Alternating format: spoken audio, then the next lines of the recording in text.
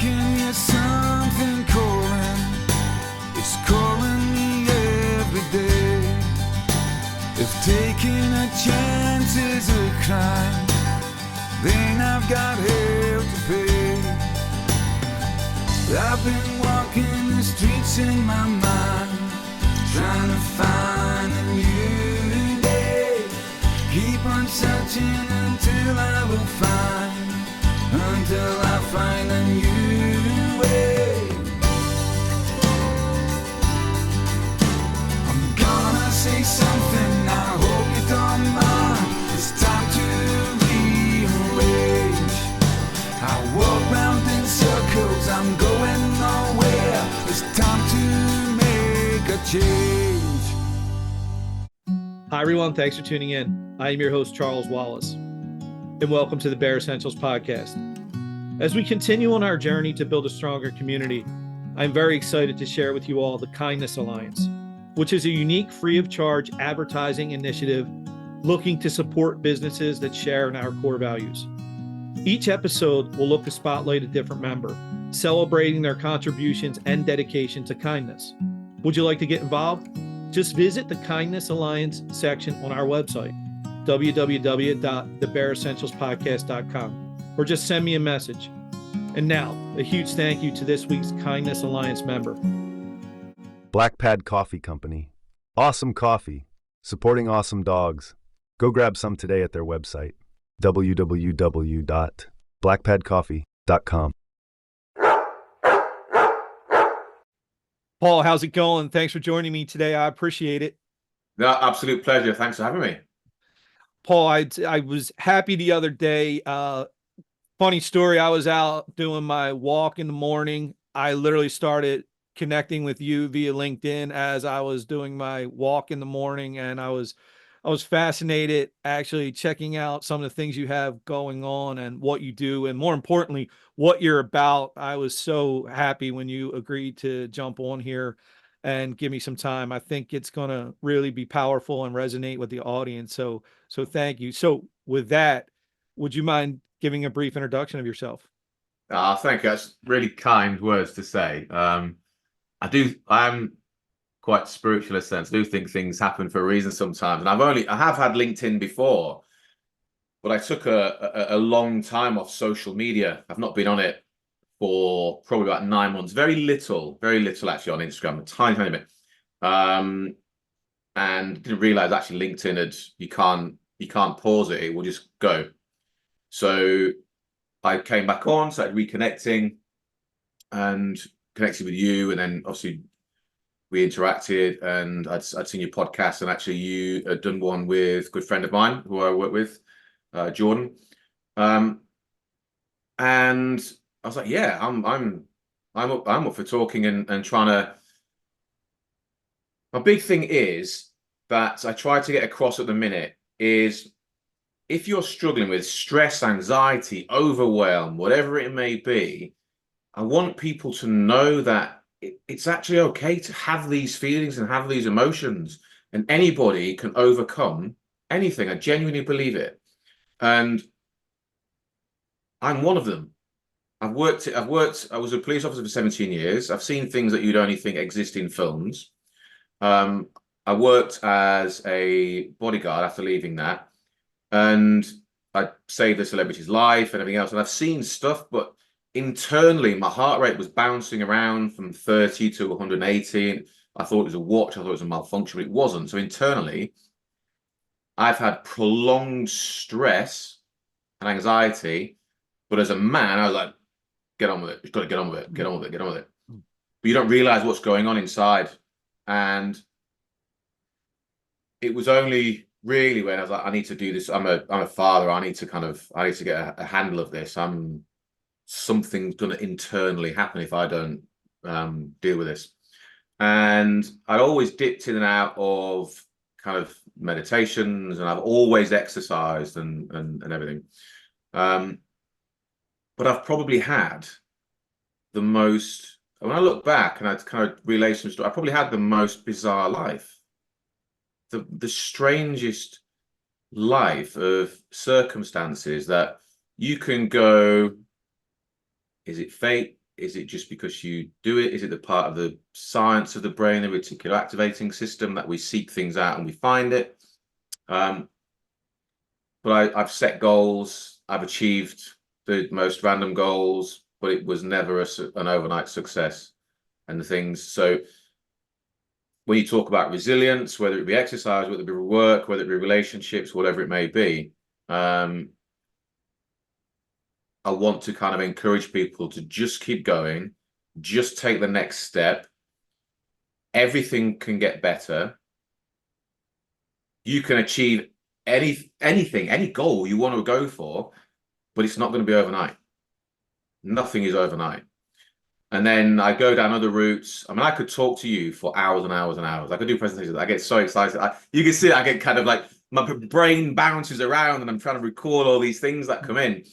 These Japanese philosophies about ikigai and finding your purpose in life and going with the flow state and all this kind of stuff. So I try and marry spiritual side, how you feel internally. I try and match it with some science so I can tell people who don't believe in that there is science backing some of this stuff up, whether it be serotonin in the gut, whether it be your mental health, whether it be energy, whether it's what you emit from your body, all this kind of stuff. So I try and match it with some science to go, it's not woo-woo, whatever we think. There is something around this. But yeah, so I just want to inspire, I want to spread the message and go, listen, even if you're a bloke and you're internally, and you're like, you're a man and I don't do this kind of stuff. It's okay to realize, you know what, I'm a little bit overwhelmed. I'm a little bit stressed. There's things you can do about it. And it's okay to talk. Nothing, but I've got some, my journey's just, yeah, being cast in a TV show and doing things that I wanted to do as a teenager. That took me a very, very long time and a lot of rejection, a lot of no's, a lot of no's.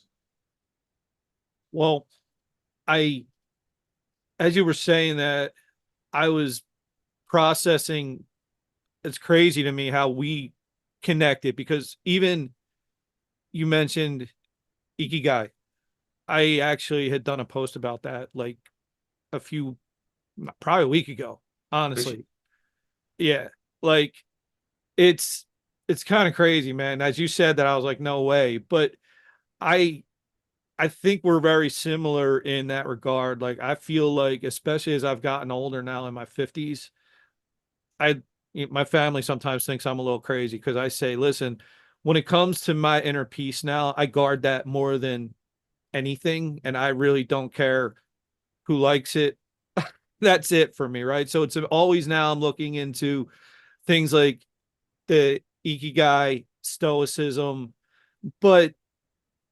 and this is, I think, why I connected and liked you also. Like, you come across as a type of person, and I think this is what men need to hear and see, is that it's almost like that stuff doesn't have to mean that you're less of a man. I think sometimes that inner peace and that calmness actually, in a weird way, can become more powerful than rage, and it ends up fueling us, and we're better for it. So as you can see me now, we better watch, Paul, because now you got my brain going all over the place. So I Love that. Good. I gotta hone it in now and get back on track here. Yeah, right. So let's maybe start here. And it's a buzzword, I think, nowadays. But my goal is to have men like yourself on to make this more than a buzzword. I want to put some substance behind it. So the word resilience. So Yeah.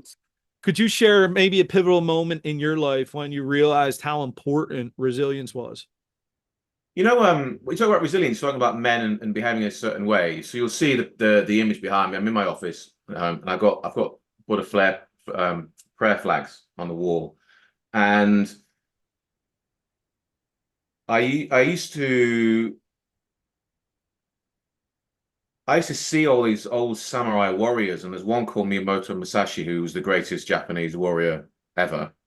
Can I call timeout? Stop. Seriously, stop. This here. Yeah. I wrote this book last year. Yeah. And my dad was going through cancer.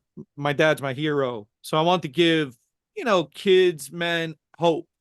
This character, Duncan Wallace, is modeled after his lineage is William Wallace Yeah. and Musashi.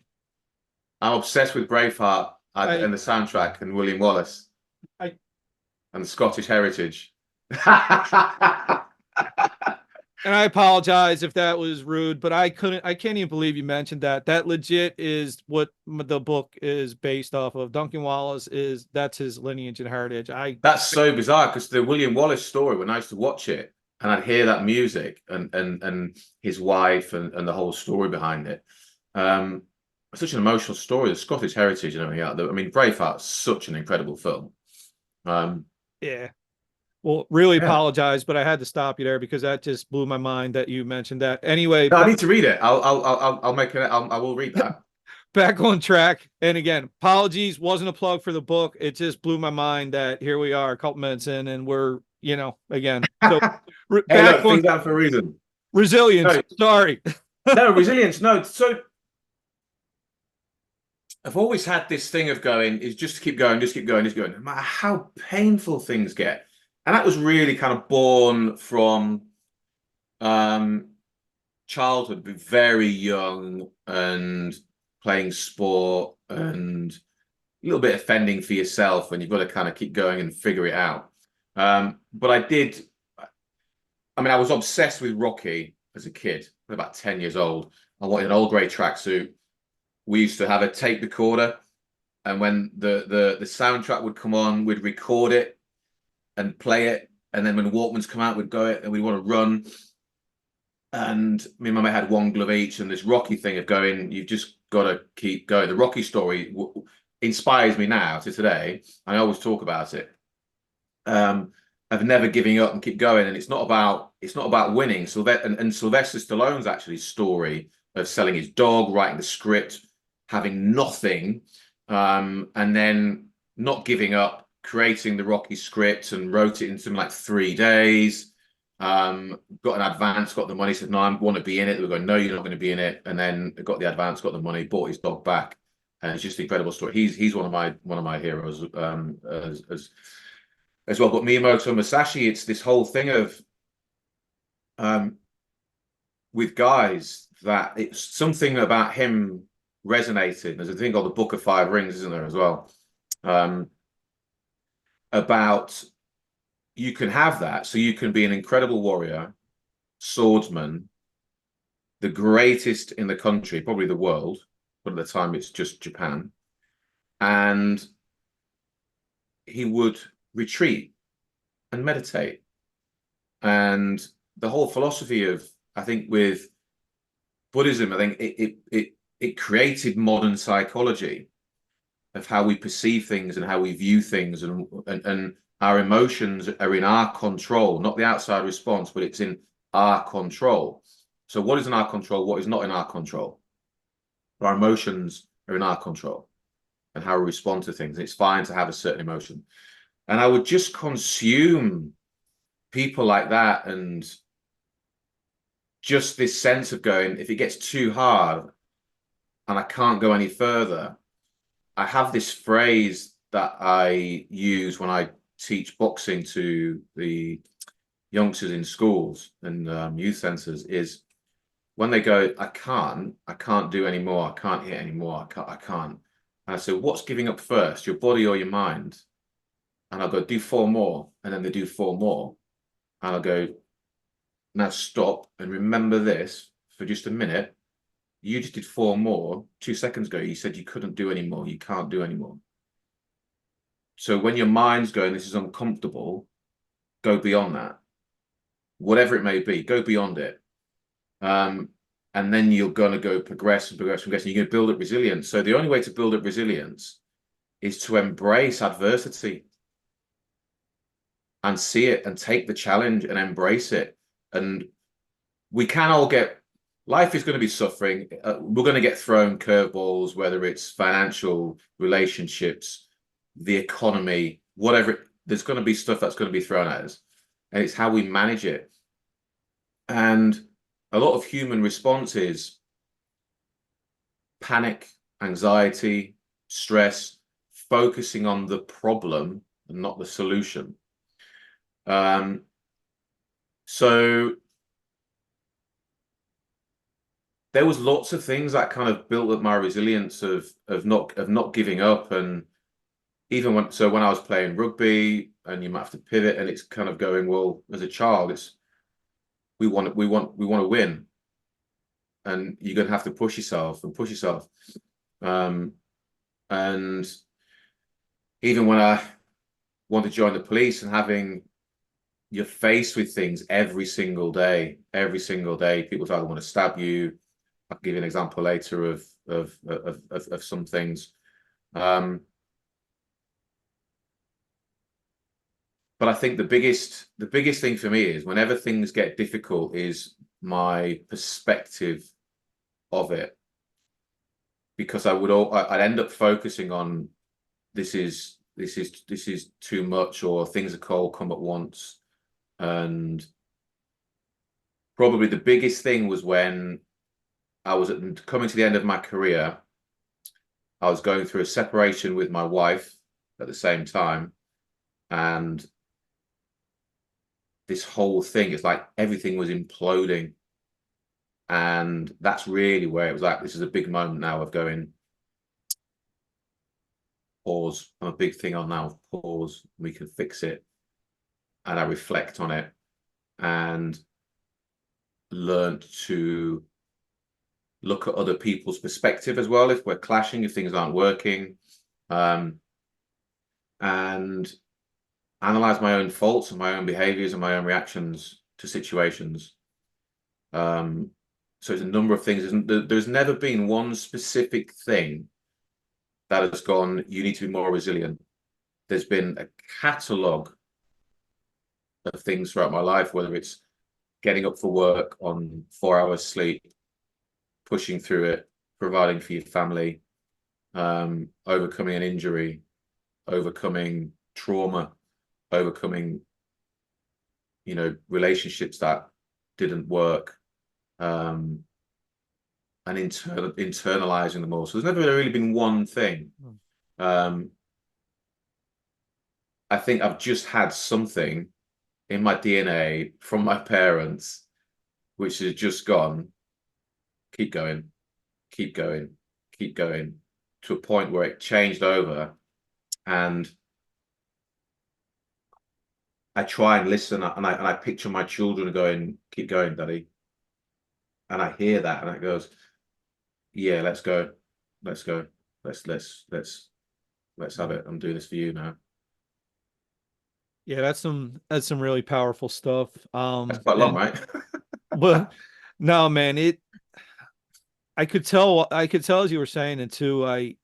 Sometimes it fascinates me, not to sound creepy, right? But when I do the podcast, as I'm listening and watching the guests like yourself speak, it's pretty powerful for me to be here live and to just kind of experience as I see you thinking through the answer. And I could tell like it's really authentic. And that's what I'm all about with the show, is having authentic people. So kudos to you for that. And also I did want to tell you, I think I may have told you this, but I'm from Philadelphia, grew up in Philadelphia. So growing up, I used to box as a kid, and we would actually go, weekly to the gym where Rocky mix gym. We would go there, and actually we would box there.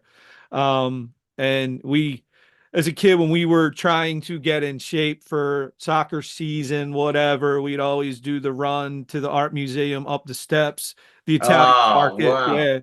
So, and I actually had a job growing up right along that stretch. You could hear the high speed train going by in Rocky. I worked along there as a teenager in a sporting goods store. So yeah, I thought you would like that. So Rocky is Love definitely that. something that's close to myself and people around here. You touched on a lot there, and I think it leads to this question. You mentioned your career, what you've done, police officer. How did some of those experiences in the extreme conditions, how did that really shape your view on personal strength and endurance? Yeah, I think, do you know what? I joined the Met Police when I was 21. Went straight from college, and you think you've done it, seen it, bought the t-shirt, and you're like, as a teenager, I've done it, bought the t-shirt. I'd done not. I'd seen nothing. I moved from York to London. I was like, whoa, hold on a minute. Stabbings, murder, dismembered bodies. I mean, you're like, hang on a minute, this stuff's real. This isn't a movie anymore. This isn't a film. This is real life. These are things that just don't make mainstream news and media. These are stuff that's going on every single day. And I've always had this drive to help people. And yeah, so I'd played rugby for the Met, and I got a number of commendations, and was picked to join this robbery unit. I mean, street robbery was through the roof, and I was quite young in service. And we ended up becoming the most successful unit in the Met. I think it was averaging about 20 something a day right in the area. And we got it. And I remember one of the last days as we were going, we were kind of burnt out. I mean, we were just done. We were just so burnt out. We had to check the figures on the night and then report them to the chief inspector. And it was 0 for that night, for the day. And yeah, we're all around the table, and it's a bit like, God, guys, we've done it. We kind of hit this peak, but there's members of the team who are just exhausted, like laid on the tables, are going, I'm exhausted. I'm gonna walk up the stairs thinking, oh, my legs are in pain. I'm in so much physical pain, and I've got children, and I've got a family home. I'm never at home. I'm never at home. I have days off, and I want to take my kids to the park, or we want to go to the cinema and stuff and everything else. And you can see things, and you witness things, you think, and your body takes a snapshot of it. And we do it as a survival thing anyway, when we see stuff, and to avoid it. I know a lot of military do it, and they feel guilty when they have PTSD. It's this guilt that they carry around, not being able to save people and everything else, and it's almost like this stored trauma. And there was a number. So how I got into boxing was, there was a stabbing of a young boy when I was actually on the robbery squad, and we were about to go home. We'd done a super long shift, and there was a stabbing, and it was changeover, and there was units that couldn't get there immediately. It was so strapped. And I said to my mate, I said, look, let's go. So we just grabbed the radio, went straight down. We were about to go home, grabbed our car. And we turned up, and obviously the victim's there. And it was so sad, but it was just on this estate, and running around. And I went with the victim in the end, who sadly died. But when you're there, and you can hear the noise of the family of their crying and their just total despair of losing their family member. And I had to take the clothes for forensics. It was just horrific. And I just remember thinking, how can you stop this? How can you prevent this from happening? No one should have to go through this. And I appreciate that. Look, there's so many things going on, but at that moment, I'm like, what can I do? And that's really how I got into boxing. There was a role that came up on that very estate to basically turn it around. There was loads of antisocial behavior and quite a bit of crime. And I set up initiatives, and we turned the area around. And I set up a boxing project, and I went into the youth centres, set up a boxing project in a local club, and tried to give them hope and inspire them, and not carry knives. And it's okay you don't have to. You have to be macho to be able to kind of go, let's come on, let's carry a knife and behave in this certain way. There's actual strength in being calm and being able to walk away, but I'm giving you the, oh, you're just teaching these kids to fight. No, I'm not. I'm teaching them discipline. I'm giving them the tools to carry something so they feel confident that they can carry around. Not that they're going to use it, but they don't feel like they have to carry a knife around. But equally, what I want to do and instill them is it's okay to walk away. It's totally fine to walk away. And we don't react. And I try and teach this sense of calmness to them. I had a young lad the other day of that. But I realized that during that career, I'd stored a lot of trauma, a lot of visual impacts. Because I know when you recall things and people talk about trauma, when you go back and you recall it, you can actually experience the same emotions. You can picture it. We used to play the picture book and all this kind of stuff. And there was guilt of not being able to save everyone and do everything, which is literally impossible. Anyway, you can only do your best. And I've got, you know, had some commendations from the time in that job. Guilt for blaming it for my marriage failing. I just blamed the entire thing. I was quite an angry man.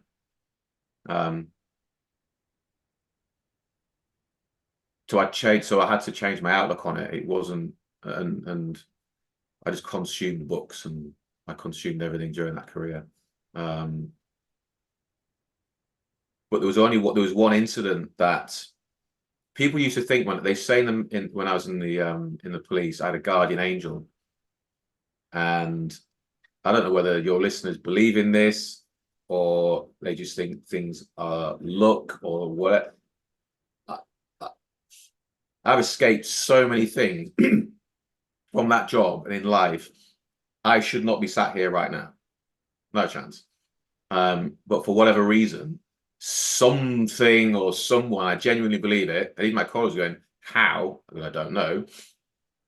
Which really opened my eyes to it was when I was in the robbery school. I used to go around and I used to have Abercrombie t-shirts and everything else. We just have a radio and we'd go around and we'd have an unmarked car like in films, and you put the light on the top, screech around the streets and stuff and everything else, and we all thought we kind of cool. And there was four on this day. There was one of the team members was going home. They dropped him at King's Cross, and prior to dropping him off, someone in our office said, "What would you do if someone pointed a gun at you?" And the chances of that happening in London is like zero. But there's no gun crime in the UK, really. It's like nothing. Never gonna happen. So I was like, I'd run him over, and his conversation is just brushed off. He's go away and something else. All bravado in there.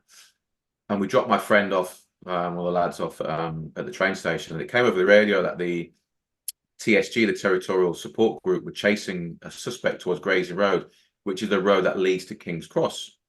We're like, right, okay, great. Light goes on the roof. We go against the one-way traffic because we know the direction of where they're running. Think that's coming there. Let's go up here. And as we drive up, we pull into this junction, this T-junction. I say to my teammate, I'm driving. He's here, one in the back. Take the light off the roof. I forget to turn the ones off that hidden in the grill. And within 20 meters in front of us, shots ring out and shots are fired. And members of the public are scattering and going around. And he's like, there he is, 20 meters in front of us. And he's got the handgun in his hand and he tries to hijack a London taxi. And the taxi driver basically hits the accelerator and pulls away. And the suspect runs in front of our car. It's like slow motion. And he pulls a guy off a motorbike. And as he's got the motorbike, he's got this thing, it plays in slow motion. And you can go, what are you going to do now? So I have the accelerator. I spin the car around now. We're face to face. He's on his knees. He's pointing the gun. I'm face to face with him now within about 15 meters. And I hit the accelerator of the car and I land the front wheel on his chest. Then reverse off and everyone comes out and the guy gets detained. And when we get out, we have to video it. And the handgun's on the floor. The magazine had fallen out. The gun was empty. He ran out of bullets. So as he's pointing it, he's run out of bullets. So God for that. Otherwise, we've probably had our windscreen riddled with bullets, and then you can see the bullet holes in the doors. So that really opened my eyes of going, what are the chances of someone saying this and it actually happening? It's like, I don't see it, and there's little nudges. So I started to then explore, I delved deeper into something else then. But stored trauma and storing things in our minds and knowing how to process that, there's little tips and tricks that people can do. They don't have to carry that around with them, is what I want to kind of relate to people, because you'll push people away and you'll self-implode.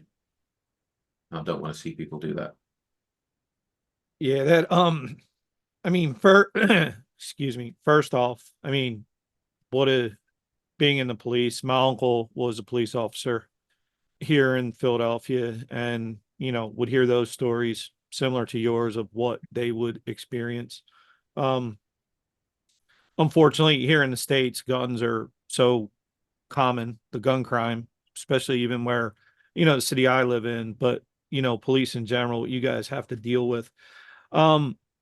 I think that's a good segue into this, though. You start to talk about the trauma and processing the trauma. So, Paul, based on all that, how do you now in your life now, how do you take from your past all that you experienced? How do you mentally prepare now for extreme challenges in your life? How do you do that? Exercise has always been my go-to. Exercise, pushing yourself, getting the endorphins going, and going beyond a little bit of a limit, whether it's cardio, whether it's weights, whether it's boxing, whether it's anyone who's interested in it. Well, I don't care what it is. If you've got it, is just move and release these things called hope chemicals. I remember kind of reading about it, and you're like, and it's natural pain relief. Exercise is natural pain relief. So, but this is a mentality of people going, I don't want to join a gym, I don't want to exercise because I'll be in pain. Okay, well, depends, doesn't it, really, if you kind of push yourself. But if I did a circuit yesterday and I push it, I'll throw the kettlebell around, I'll hit the bag, and I'm 49, I'm still pushing myself to a limit I was doing when I was 18. I can't let that go. It's almost like that's my drug, that's my prescription of letting things out. You let it, I feel so calm afterwards after I've done it, even though you should be got to run as high, don't we? So I'll push myself in the gym and I meditate. And I really, really got into meditation. Initially I was like, this is, I can't do this. My brain, you've probably seen how I speak now. I go off on tangents. My brain is, I don't know what goes in there sometimes. It's like, goes all over the place. It's hilarious. Even I laugh at myself. And I thought, there's no way on earth I can do this meditation up. But then I looked into the science behind it and how your brain waves operate at high gamma, bringing it to an alpha state prior to sleep, and how you can, reset. So I was like, right, okay. So then obviously with Buddhism and everything else, and I thought, okay, so monks can regulate their body temperature.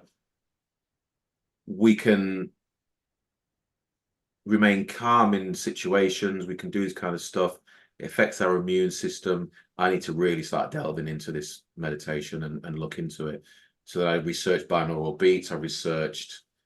I've become quite, some people call me, so you're such a nerd when it comes into research. I got out wormholes totally when I want to know something.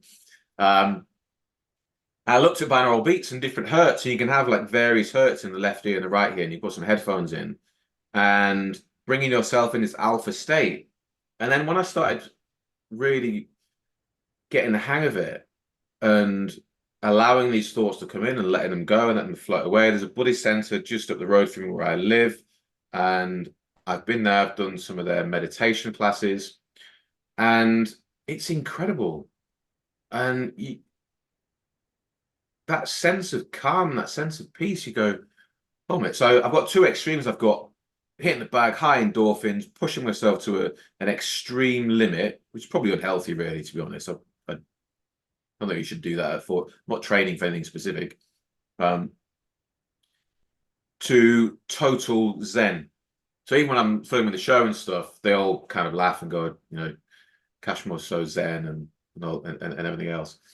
But meditation for sure, absolute. I have had a couple of drinks recently, but I did cut out alcohol for quite a while. Like totally cut it out. I don't think it's good for us. I don't think it's good for me. I don't sleep on it. A lack of sleep really affects me. There's a word called hangxiety, isn't there, as well, where people have a hangover and have anxiety, and you can totally focus on the negative. I don't like feeling like this. This is not good. I want to wake up feeling fresh and enjoy it. And I question it. Why do I need to? Why am I question things a lot now. I go, why? So my things: exercise, meditation, and if I'm not with them, I like a FaceTime with my children, or doing simple things with your partner, like doing nothing. It doesn't have to be a fancy restaurant. It doesn't have to be going out. And it can just be being in the company of your loved one or your partner and simply doing nothing. Mm-hmm. And I think there's a lot of, doing nothing sometimes, and people going, oh, we're in this hustle culture, we're in this, and we've got to get up at 4 a.m. and do an ice plunge and then work till midnight and have 2 hours sleep. And then I'm kind of, you got to have a balance. You need to sometimes just stop and do nothing. Quiet the chatter, quiet the noise in there. And you might have hustle culture and you might have a lot of money, and you might have a partner that you go, I'm going to shower you with gifts and shower you with money, or shower your children with money and everything else, when actually all people want is your time and how you make them feel. So I'm big on, well, let me listen to you. How's your day? What are you going through? That doesn't cost anything. You've had an impact on someone's life, how you've made them feel. So in that sense as well, I like to check in with people and make sure that they're all right. It doesn't have to be monetary things or buying them stuff. They're my go-tos, really. Again, really, really good stuff. And you know, I just want to say to you, I don't think what you're going crazy even at 49 and smashing the bag, things like that. I think it's fantastic, man. I a little bit about me, but for me, when I was at I call it my rock bottom, I was, over 100 pounds overweight on heart medications. And now that's the kind of stuff that you were describing, though, is, really getting after it, pushing myself hard. I think the harder I push myself, it allows me to rest harder, which is kind of what you said. And, I wanted to, listening to you through these segments, I don't know if anyone's ever told you this, Paul, but honestly, man, you're like this contradiction, even when you're speaking now. And it's really fascinating. And I think it really, really helps get people invested. You go from you're high and excited to talk, and when you come down to talk about the peaceful, you're bringing it down that level. It's really good stuff, man. And I can tell from some of the things you've spoken about with the Japanese culture, that Eastern culture, things like that. It's really good stuff, man. I would say don't change it, man. I think you are making a difference and will continue to make a difference. And on that note, I wanted to ask you this, man. Like, there's obviously, just looking at you, man, there is a badass component about you that people don't mess with that guy. And I think that's a good thing. But I think what I wanted to ask you is, could you maybe describe a moment where you really felt vulnerable? Because I think when men see someone like you at the levels and things you've done and seen and who you are, I think it gives them the courage to maybe not be afraid of being vulnerable. Thank you, Charles. I appreciate that. I'm definitely almost like I feel like a split personality sometimes. I'm like two different people. I can be up here or I can be down there. I can be, not saying I'm not afraid, I'm terrified of a lot of things, even like violent situations, things I've been in. And you almost want to play that a little bit down.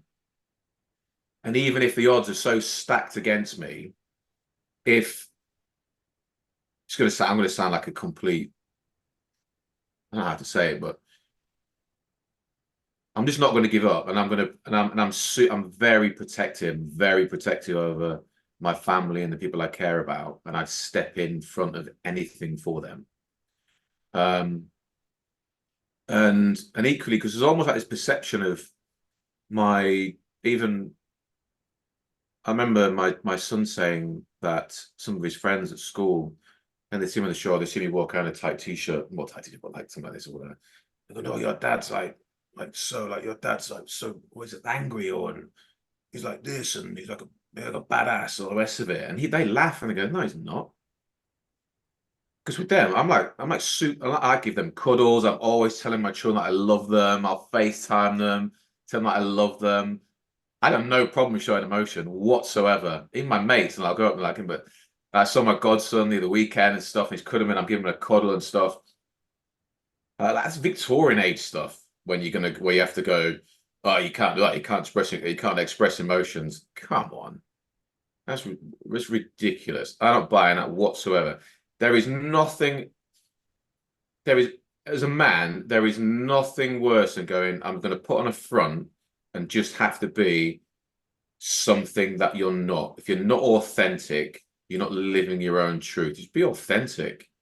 And you can go out and be the protective, and you can have this. And it's almost like I almost got pulled into a persona, like people have this persona of you. And then I'll do things, I'll meet people and they go, huh, hold on a minute. Hold on a minute. You smile like what the hell? Like they look like this doesn't match. So I do, yeah, I am very all over the place a lot of the time, and you can see this. I'm totally all over the place. I'm definitely two different people, for sure. But I think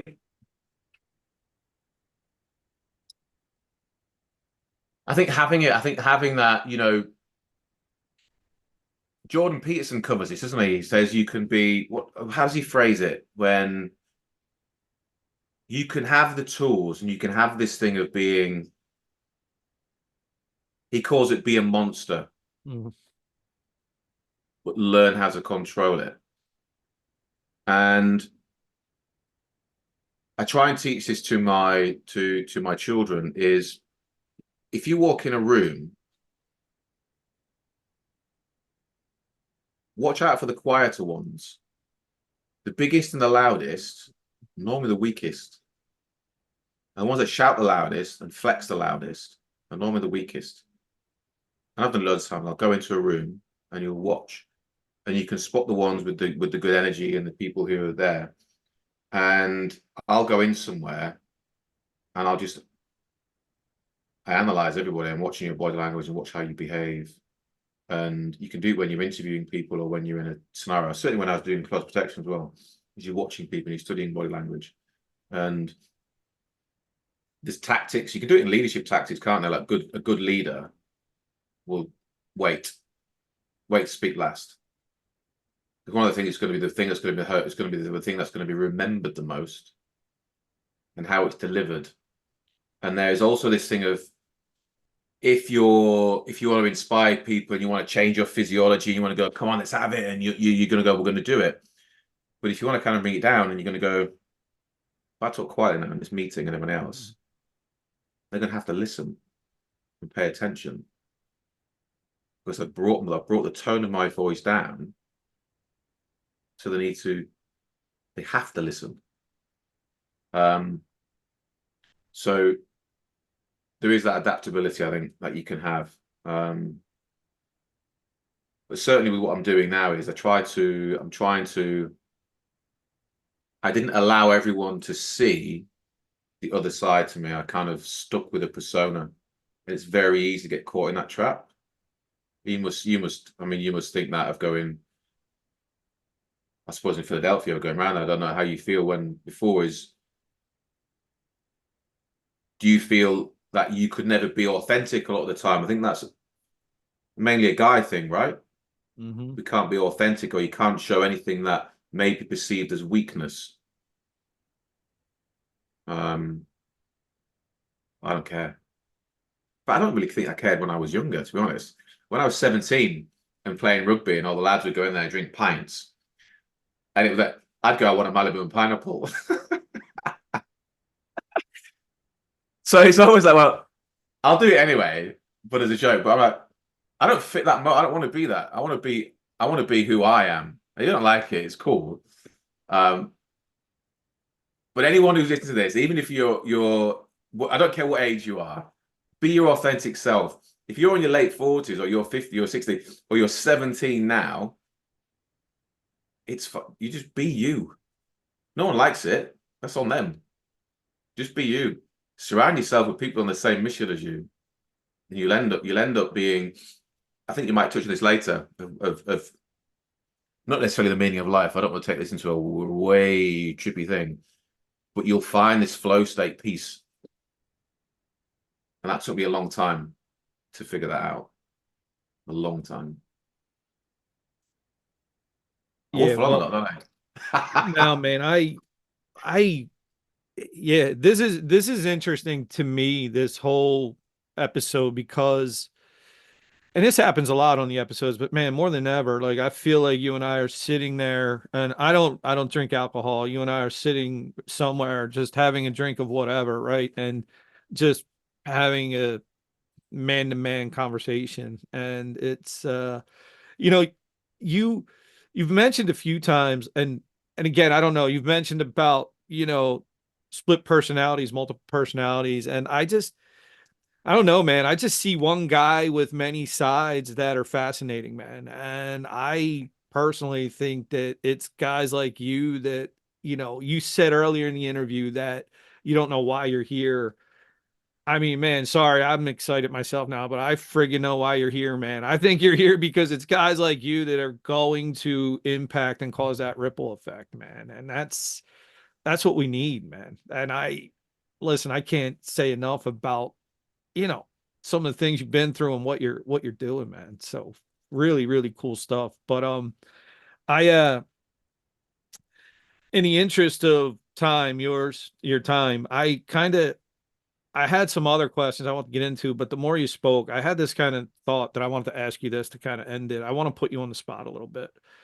Yeah, And sure. I thought this could be fun, but you mentioned a lot of philosophies and things that I kind of find. Paul, put yourself in the shoes of one of those philosophers, right? As one of those philosophers, whether it's Musashi, whoever, right? What advice are you going to give to the future generations, and what do you hope you leave behind that they look back and say, you know, this is what I want to be remembered for? You know,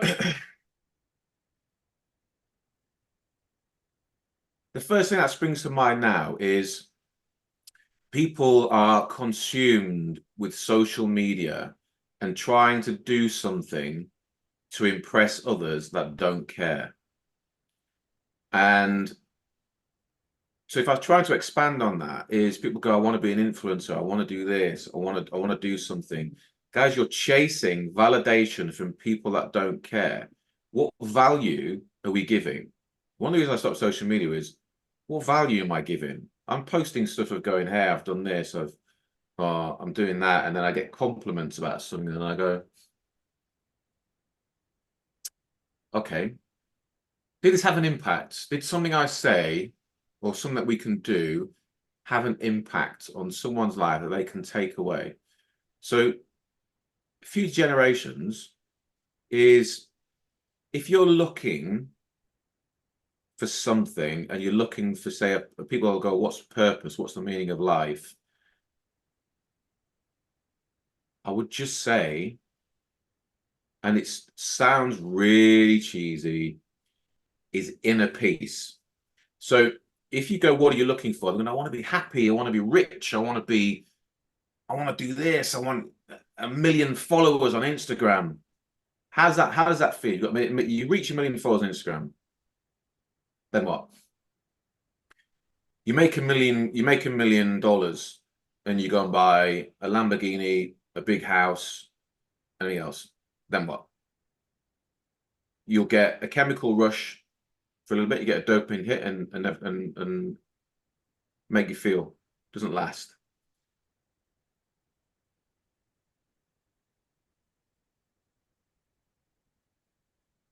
You're chasing happiness, or you're chasing something outside. Happiness is a response to something external. Happiness, you can't be happy 24/7. I don't believe that. We can't be happy 24/7. Happiness is a response to something that we give meaning to. I have a little 5-minute rule. If you're getting something else, you're going to go, well, you're going to experience jealousy, anger, hatred. Let it go. Just let it go. And find this balance in you. And if you're looking for something and if you're chasing something for somebody's validation, or something that you're becoming enslaved to somebody else or an external something else, is once you find that balance and this flow within your own body, you're going to live the best life. And if you can send a message to someone and go, hey, I was thinking about you today, how's your day been, and everything else, you might have just changed their entire trajectory of that day.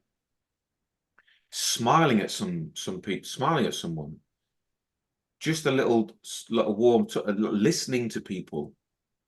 And I just think, find balance.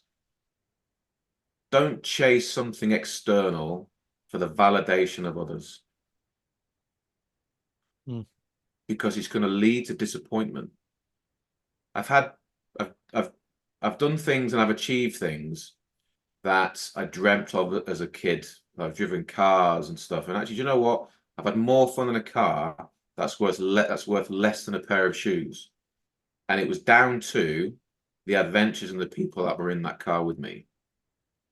Not driving around in a car that's worth the same as a house. Driving in a car that's worth less than a pair of shoes. But it was the people and the memories that we made and the fun that we had. And it's finding that balance. And anyone listening to this, you don't know what Ikigai is, Google it. You'll find that flow state. You'll find something that's in you and you'll know it. But you can experience it. And something will draw you to something. And that's really kind of, if I was to give a message, I'd go, look, it's be yourself, be your authentic self. Stop chasing, stop emulating, be you. We're all unique. We're all unique. We've all got a mission, we've all got a voice, and we can all be heard. And you'll find that. And if you can find balance and find peace within yourself, you've basically nailed life, I think. Yeah, I couldn't agree with that sentiment more, man. I think that's what, as we grow older, I think we find we're chasing that more than anything we ever chased in our lives. And, I think you said something there, it reminded me of this. I made a comment to somebody before. They said, what's the goal with the podcast and with the LinkedIn and posting and all that? I said, my goal is that I want to impact people in a positive way and never even know I did it. That's incredible. it. Yeah. That's it. As long as people watch and they hear a story like yours and they listen to your words, and it's all that matters, man. And I think it's, again, something that we all, as a collective, I think people forget that as human being, as men, and we're this collective, whether it's in the UK, here in Philadelphia, and we all have an opportunity to do something positive in this world. And tell you what, I hope at the end of the day, Paul, when I am laying there, I hope it's a long time from now, man, but I hope, you know what, at the end of the day, I say, I may not have found everything I was looking for, but I hope that I helped somebody else find what they were looking for. And that's it. Charles, doing what you're doing is just going to resonate. It's going to impact. You're connecting with the right people. You genuinely have got a lovely aura about you. You are trying to spread this message around the world. We're talking different sides of the country here. And what you're doing, someone might come onto your podcast and listen to it one day. And again, that's going to change the entire trajectory of their day. They may hear 2 minutes of a segment of something that you've done and speaking to people, or your own story, or your own experiences. I mean, £100 weight loss. I mean, if that doesn't inspire people to go, you know what, Charles did it, he's turned his life around and looks great and he's lost £100. I can do it. Yeah. So I can't listen to your story and go, well, I've done it. You've written a book, you've started a podcast, you've gone, I'm just going to do it. So it's not about people who are coming on your guests, it's what you're delivering as well to people. And you're like the chess master, aren't you? You're bringing this whole thing together. Oh, look at that. Some hearts just came up on that thing. How'd that happen? I don't know how that came up. How the hell did that happen? That was weird. Did you see happened? That happened 2 weeks ago too.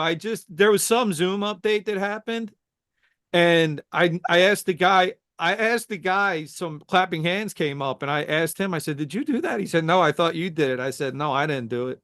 I don't know if it's true or not, but somebody told me that it's something in Zoom that like certain things they'll do that. But yeah, that was actually pretty funny, man. It's kind of scary. But the biggest thing I think as well, Charles, is ego. I'm a big thing at ego at the minute. Is ego can be a driver, and ego can be equally as bad. And I've looked at that. I've tried to analyze that a little bit. And even when I was cast in the show, and it was a dream when I was 17. It was great, and then it got to a point where I thought, hang on a minute, because I love behind the scene. I love the creative side of it. I love that we can create something for an hour, and people can watch it and maybe forget about their lives for a little bit. It can be a topic of conversation for people. Would they do it and have this? But then I thought, how can I use that goal, that huge goal of 23 years of rejection to get onto that and do it for 9 years? How can I use that to inspire others to do it? And then I ended up falling into doing the like almost like ditching the ego, but going, look, I've done that and I've done this. And then I started doing online coaching. But to use it more of a tool of going, it's not my ego. You might know that I got cast in a TV series, but there was 23 years of figuring it out and no's and everything else.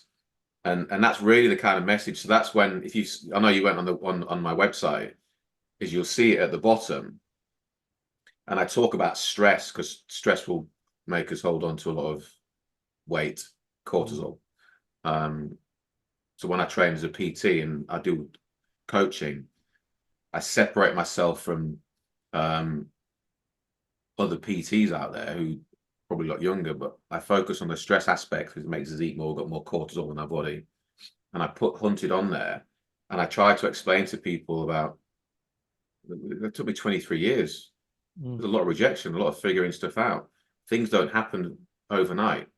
Weight loss journey, Charles, 100 pounds. Doesn't happen overnight, right? You can't just go, done overnight. You can't just go, I'm going to have a podcast and it's done overnight. Nothing happens overnight. No such thing as an overnight success, I don't believe. Yeah, man. Wise. Continue to spread some wise words here, Paul. Man, this has been so grateful to have you on today, man. So grateful we connected. You mentioned your website. Just give you a quick chance here. Where can people get a hold of you? Anything you got upcoming? What to be on the lookout for? They just put my name in. It's paulcashmore.com. I only run it from my name. And I always let people have I do like free consultations with people, and they can chat and they tell me what their goals are and stuff. And if we're the right fit and I can help them, we'll work something out. I'll help them, and we can fix it. And if it's not the right fit, it's not a problem. There's lots of other people that can help.